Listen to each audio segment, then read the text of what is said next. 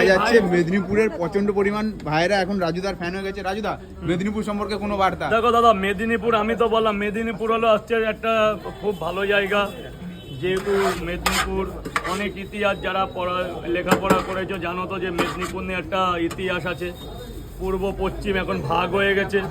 তো আমি মেদিনীপুরকে অসংখ্য ভালোবাসি। একটা সময় তো আমি তোমার ওদিকেই অনেক যাতায়াত করতাম, ওটাই যেতাম তোমাকে ওই মাছের কাটায় যেতাম, মেচেদা বলে একটা জায়গা আছে। মেচেদা স্টেশন তুমি বলেছিলে? মেদিনীপুরের মধ্যে পড়ে তো? হ্যাঁ, পূর্ব মেদিনীপুর।